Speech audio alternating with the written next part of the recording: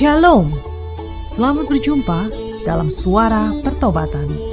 Firman Tuhan hari ini disampaikan oleh Bapak Pendeta Remedi Perangin Angin MDiv. Selamat mendengarkan.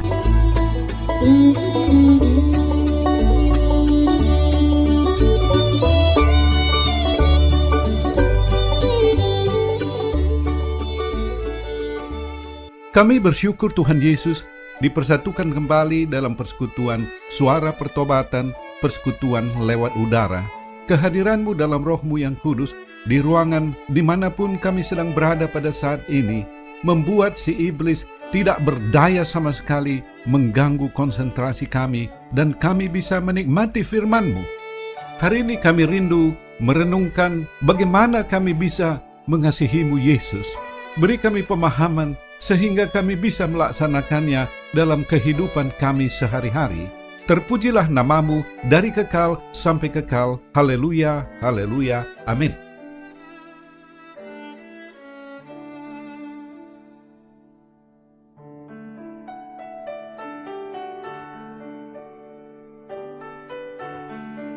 Shalom, apa kabar? Saya harap saudara kekasih ada dalam keadaan sehat, damai dan sejahtera dimanapun sedang berada pada saat ini, di rumah, dalam perjalanan, di tempat kerja, di rumah sakit, atau sedang melakukan kegiatan tertentu. Semoga renungan ini boleh menemani di kala kesepian, menguatkan di saat lemah, memberi semangat di kala lesu, menghibur di kala duka, menyembuhkan di kala sakit, memberi penerangan tatkala kehidupan ini terasa gelap. Tuhan Yesus memberkati kita semua dengan firman-Nya. Saudara-saudara yang dikasihi Yesus Kristus, Paulus mengatakan kepada Timotius dalam 1 Timotius 4 ayat 8, demikian, latihan badani terbatas gunanya, tetapi ibadah itu berguna dalam segala hal karena mengandung janji, baik untuk hidup ini maupun untuk hidup yang akan datang. Olahraga, latihan badani penting untuk menjaga kebugaran tubuh. Paulus mengatakan olahraga itu terbatas gunanya. Katakanlah bisa memperpanjang umur kita sampai 70, 80, atau 90 tahun.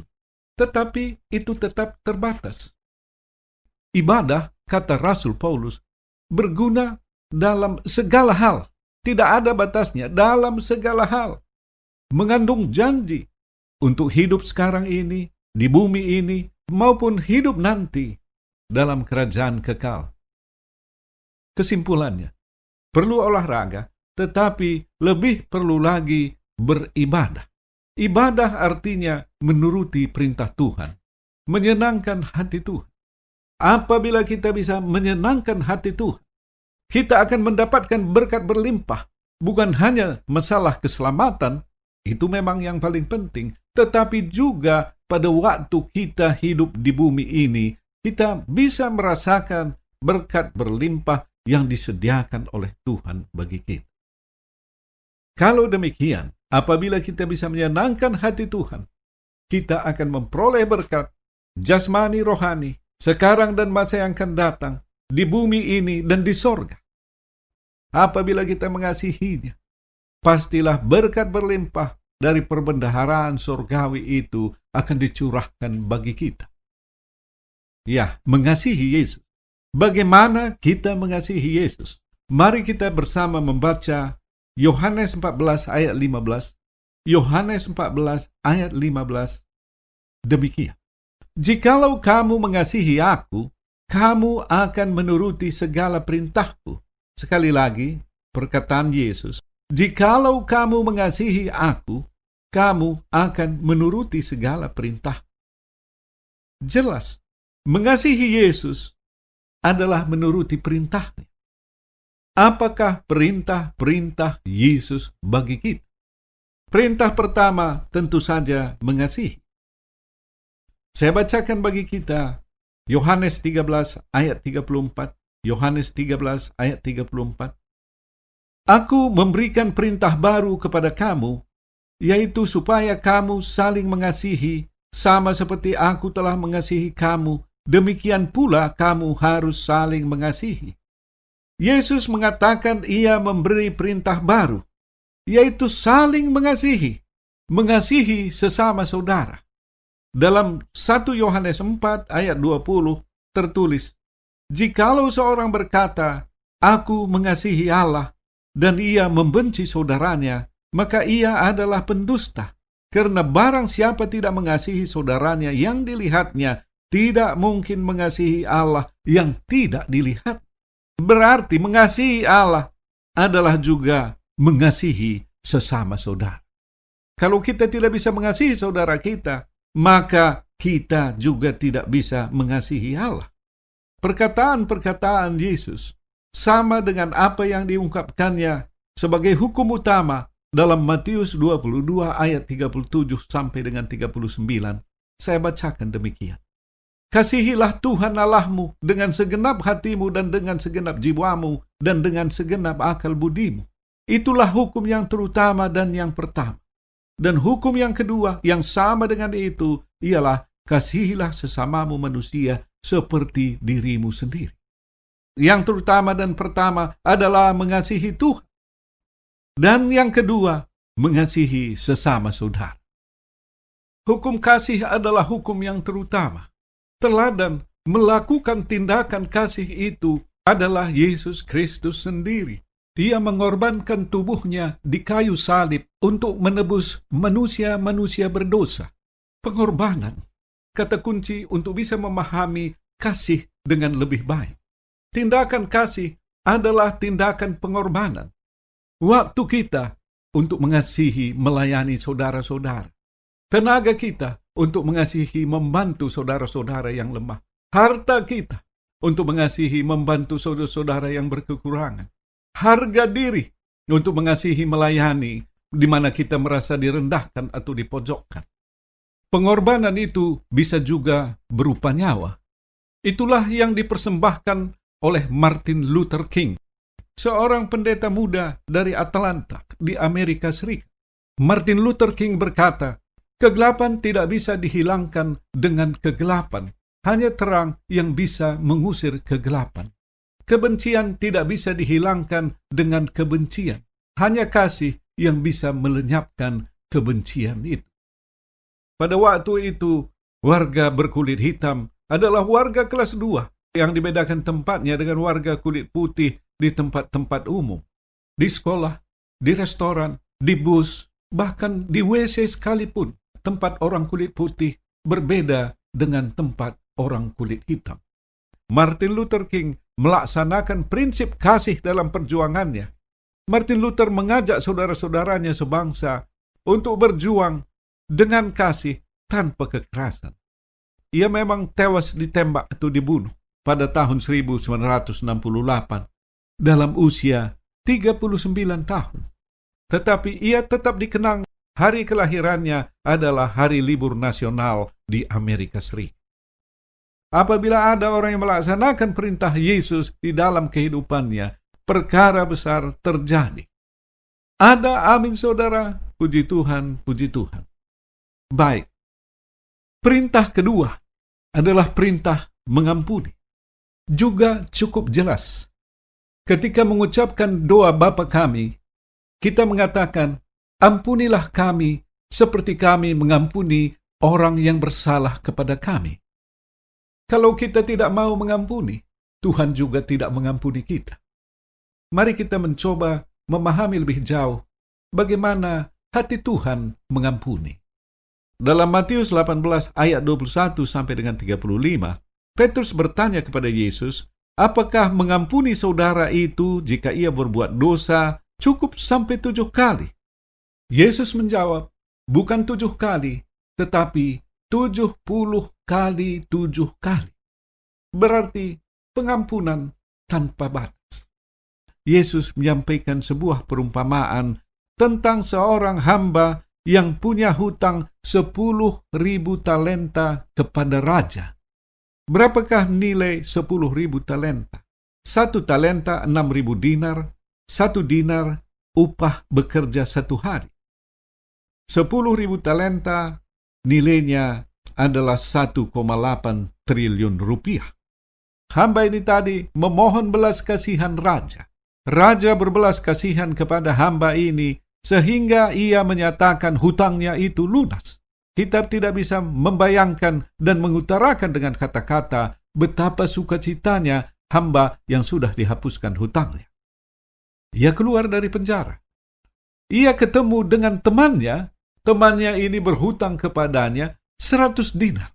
Berapakah nilai 100 dinar? 3 juta rupiah.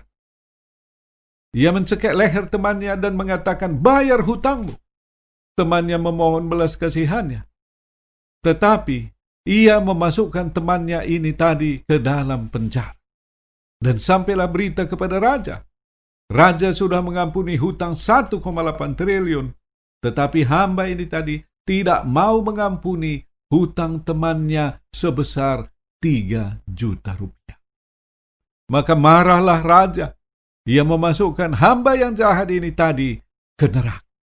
Dalam Matius 18 ayat 35, Yesus berkata, maka Bapa-Ku yang di sorga akan berbuat demikian juga terhadap kamu, apabila kamu masing-masing tidak mengampuni saudaramu dengan segenap hatimu.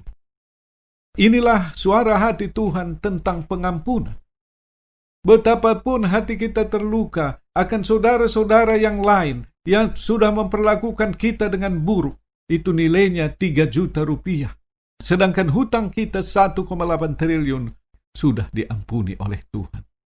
Apakah kita bersedia mengampuni saudara yang berhutang 3 juta rupiah kepada kita? Apabila kita bisa melaksanakan perintah mengampuni, perkara besar terjadi. Tanggal 5 Desember 2013 yang lalu, Nelson Mandela dari Afrika Selatan meninggal dunia dalam usia 95 tahun. Ia berjuang menghapuskan apartheid di Afrika Selatan. Apartheid adalah sistem pemisahan ras antara warga kulit putih dan warga kulit berwarna sejak tahun 1948.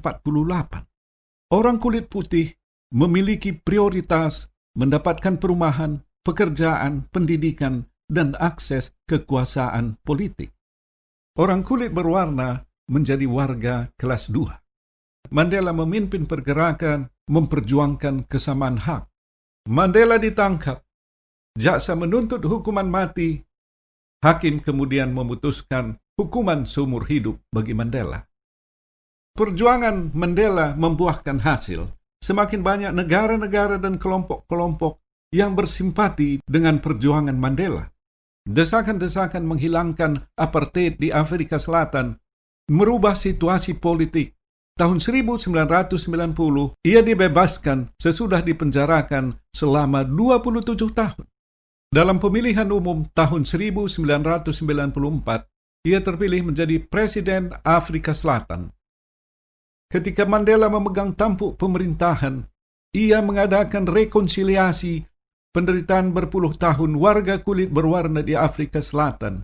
Penjara 27 tahun. Cukup alasan untuk membalas dendam.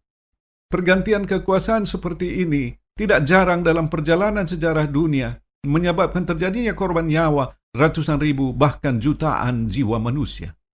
Tetapi Mandela menerapkan prinsip pengampunan seperti yang diajarkan Yesus Kristus. Ada banyak sekali kesalahan-kesalahan warga kulit putih dalam masa apartheid itu, dan tentu saja kejahatan adalah kejahatan. Tindak pidana adalah tindak pidana yang harus diproses oleh hukum. Apa yang dilakukan oleh Mandela? Ia membentuk Komisi Kebenaran dan Rekonsiliasi. Ketuanya adalah Desmond Tutu, Uskup Agung Gereja Anglikan di Cape Town. Orang-orang kulit putih yang melakukan tindak pidana tetap diadili, tetapi bagi mereka yang mengakui kesalahan-kesalahannya diberikan amnesti. Ya, pengampunan. Ada sebuah cerita yang pada mulanya saya pikir hanya ilustrasi khotbah, tetapi sesudah saya teliti lebih jauh, ternyata ini adalah sebuah kisah nyata. Dalam salah satu persidangan Komisi Kebenaran dan Rekonsiliasi, diadili seorang warga kulit putih bernama Van der Broek. Ia pernah menembak sampai mati seorang pemuda kulit berwarna berusia 18 tahun. 8 tahun kemudian, Van der Broek dengan teman-temannya mendatangi keluarga yang sama. Mereka mengambil ayah dari pemuda yang dulu ditembak itu keluar rumah.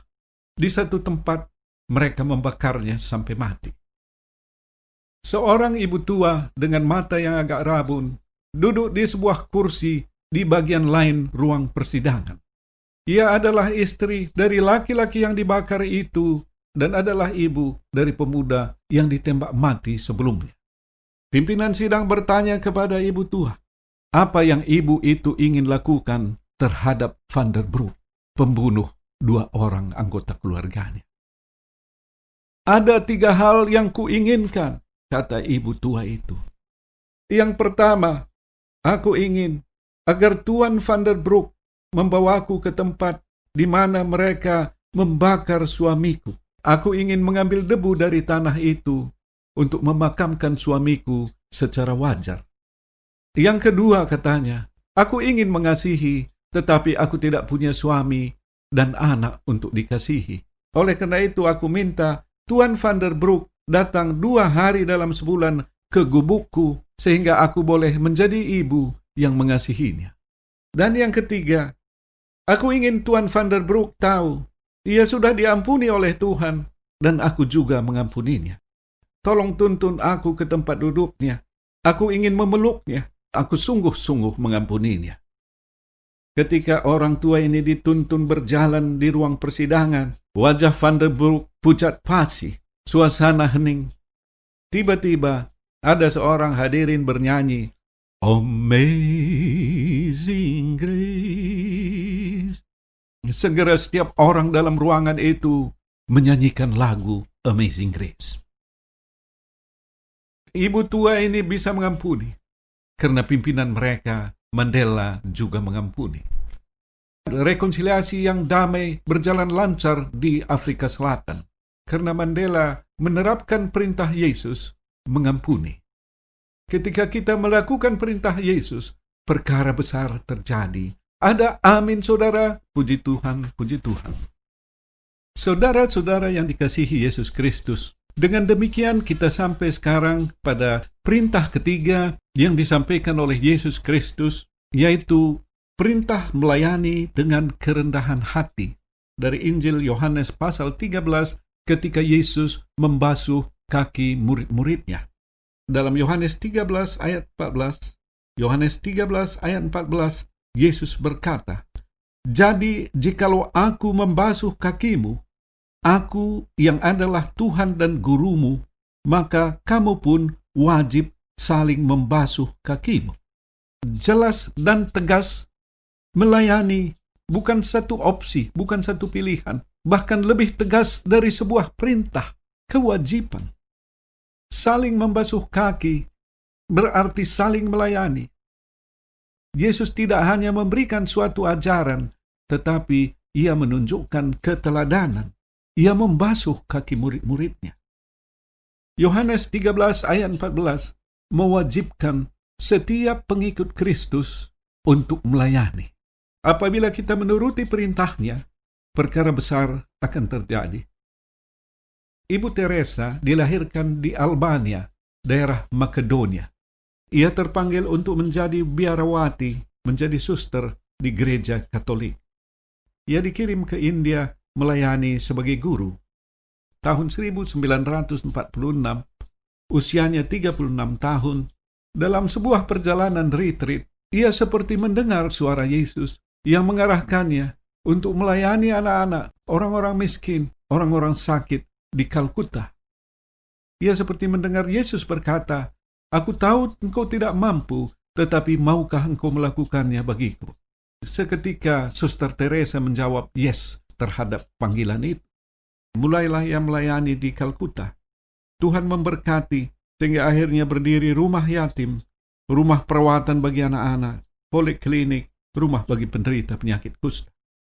Tuhan memberkati pelayanan ini tidak hanya di Kalkuta, tetapi juga di kota-kota lain di India, bahkan di negara-negara lain.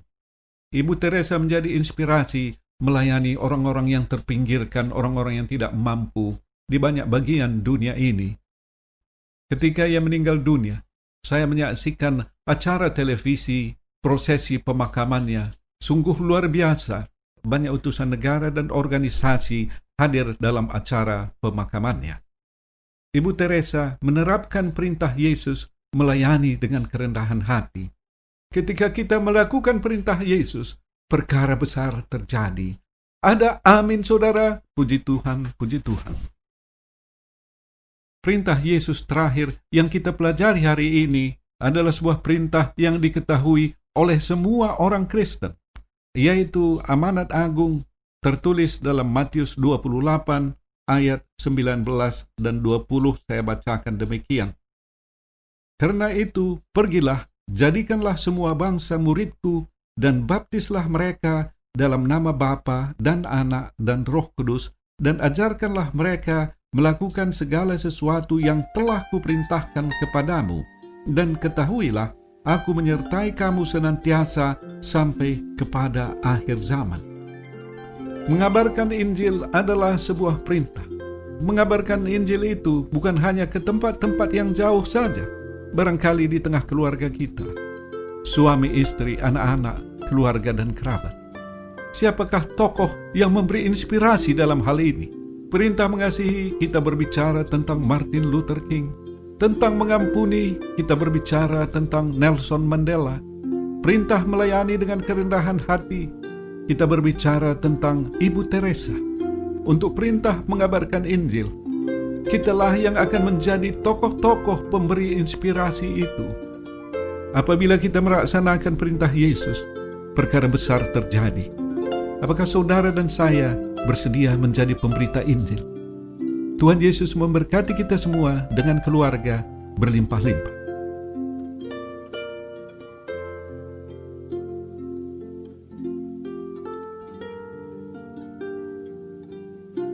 Bagi saudara yang dijamah oleh firman Tuhan, oleh Roh Kudus, sehingga pada waktu ini menyadari dosa-dosa saudara, jalan tersesat selama ini, ikuti saya mengucapkan sebuah doa sederhana. Tuhan Yesus, hamba menyadari dosa-dosa hamba. Roh-Mu yang kudus menyadarkan aku akan kesalahan-kesalahan. Ampuni aku Tuhan, ubah hidupku, pimpin aku dalam perjalanan hidup ke depan ini. Haleluya, haleluya, amin.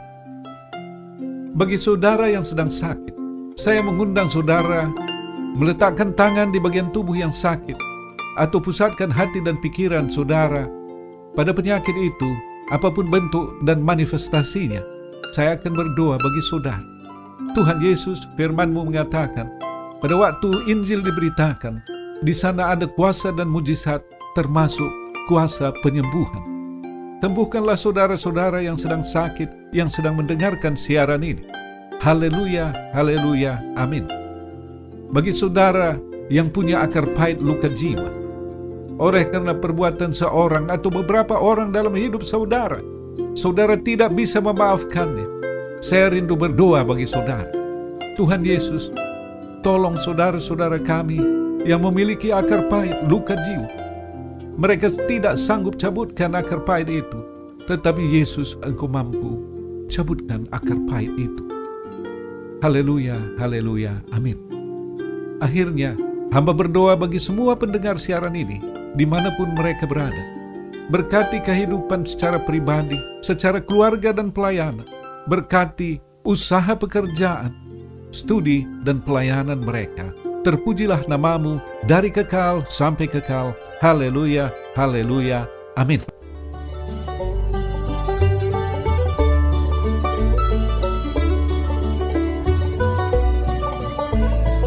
Kita sudah mendengarkan firman Tuhan yang disampaikan oleh Bapak Pendeta Remedi Prangin Angin MDiv. Pendengar dapat mengirimkan pokok-pokok doa kepada Suara Pertobatan, alamat email suarapertobatan@gmail.com, suarapertobatan@gmail.com, SMS atau telepon di pesawat 021 7005 8400, 021 7005 8400. Sampai jumpa pekan depan pada hari dan jam yang sama. Tuhan Yesus memberkati.